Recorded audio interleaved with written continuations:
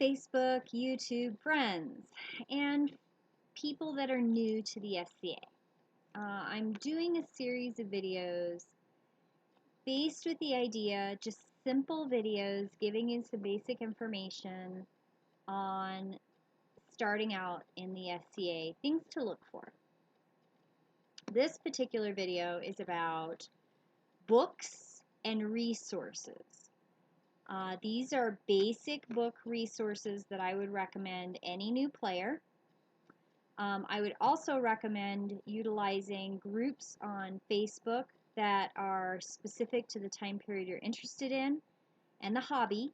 They have Facebook groups for embroidery, for woodworking, for leather, for armor. There are time period appropriate Facebook groups for the Viking era, Venetian era, Tudor era. There are YouTube videos on BBC's done quite a few documentaries about different time periods, cultural aspects. There's a whole series on eating in different time periods. Then there's Pinterest. Pinterest is also a good place to find boards that have been created by SCA players looking for specific images to back up, document everything from your feast gear, your shoes, your clothing, your accessories. So I'm just doing a very brief video on some books that I would recommend for a new beginner. Number one book, The Known World Handbook. I would recommend the Known World Handbook. It has a lot of basic information. There's a whole section on camping, clothing, court, feast, costuming, basics. It's a dry read. It's not exactly swashbuckling action, but it is a good resource to find basics in the SCA. They run about $20. Most bigger events, you're going to find somebody that's selling them. The next two books I'm referring are for embroidery embellishments. This is a really good one. The Reader's Digest Complete Book of Embroidery. I have it tabbed, as you can see. I've used it for classes because you get some very basic, so the stem stitch, you see it talks about it and then it gives you detailed pictures of how to do that. So I like this book. This book is a good one. The next one is much more complex. It's specific for Elizabethan stitches. I love this book. I have done so much. What I like is they do case studies on the actual item. I'm trying to make sure you get a picture, but it's hard for me to. And then that gives you a detailed close-up. So really valuable book. Talks about materials, ground fabric, all the fiddly bits you need to know. The next book I got probably in 2006 after I had already decided to do a late 11th, early 12th century persona in Wales. And I had a fair idea of what I was doing in garb construction because I had scoured Illuminations. I didn't have access to this book. And then I had somebody who thought they knew more about what I was trying to do than I did, gave me some really bad advice. So I bought this book. I love this book, The Medieval Tailor's Assistant. And it really does do 1200 to 1500. It really does. It's very good with pictures, time period, construction. Awesome. You're not going to find patterns in this book, but you are going to find good resources in construction. If you want to do a barbette, it shows you the picture and how to do that. So valuable book. If you're going to do late period, I have just dove into late period relatively recently. My significant other, V Left the Stubborn, chose late period garb. I started making him doublets in 2011 and had to learn from scratch. I didn't have any help. And this book I got in 2013, the Tutor Taylor, and I'm really glad I did because I've been making all of his fighting shirts, etc., learning how to make doublets. This has been invaluable to me.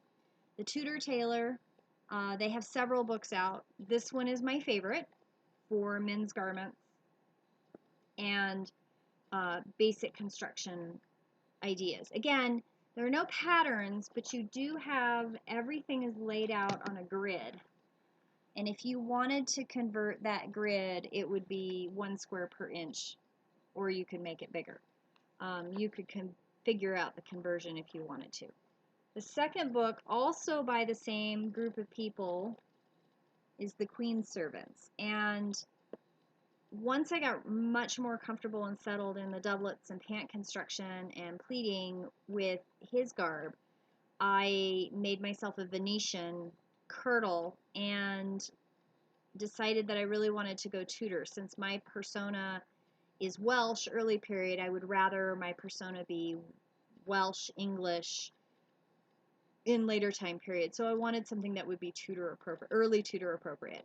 Not Elizabethan, we're talking Henry VII, Henry VIII. And this book is Henry VII. It's wonderful. It has some wonderful images. They go into great detail about the type of fibers to use, fabrics, color choices.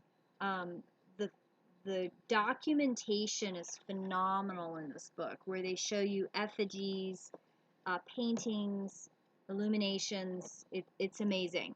They do layouts of the garb on the period size fabric. I love this book. I did purchase the Tutor Taylor Elizabethan jacket, the small kirtle, and the small gown patterns. Well worth my time, well worth my effort. I am extraordinarily glad I did that. You can also, once you have the basic pattern, you can always size up or size down and make embellishments, and it's amazing.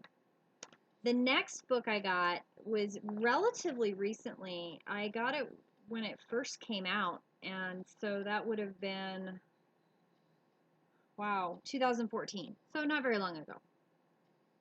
I love this book. It's called The Modern Maker Volume 1. I can't wait to see what Modern Maker Volume 2 does. He is a phenomenal craftsman. I saw some of his work firsthand at 50 Year. He had somebody there displaying his work. I have attempted to use some of his techniques in doublet making. They are nice. I love his buttonholes. They're amazing. Some of his other stuff is a little bit more advanced for me to read from a book and follow instructions. I'm a hands-on learner. So at some point in the future, I may dive in and make my own tape, measure tape, and figure out the math. But at this point, I'm not going to. And the last and final book that I cannot recommend enough is Janet Arnold's Patterns of Fashion. As far as I can tell, pretty much any costumer that works in late period loves this book, and there's a reason why. There's detailed descriptions. You can build a garment from the pictures in this book. I built a loose gown based on pictures from this book and descriptions. My loose gown, I'm trying to find the pattern here so I can talk a little bit more about it. Here it is. No.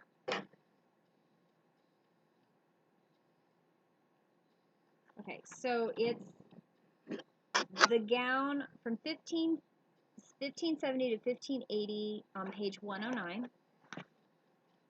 This gown was the image I used and she talks about the construction of the gown on the next couple of pages. And she goes into great detail on the shoulder piece. So she goes into great detail here about all the details you need to know to put that loose gown together. I built my loose gown entirely based on just the descriptions in this book. I had no pattern. I am a hands-on learner, and I thought that would not happen. She does such a good job that I was not only successful, but very pleased with the outcome of my gown. So Janet Arnold's books are amazing. All of the books that I showed you are books that I would consider valuable tools in building garb in the SCA, going all the way back to 1200. Anything earlier than that, I have other books, but that's a whole different discussion, because then you start getting into more effigies, you get more into sculptures, you get more into archaeological stuff, which you don't have as many paintings, you don't have as many pictures to go by. So it's a whole different discussion and research and how you put those resources together to create a garment or construction piece. These are the basic books I would recommend for any new person, for if you're looking at mid to Middle Ages to the time period that the SCA kind of cuts off, which is 1600. So I hope this list of books helps, and continue playing and have fun.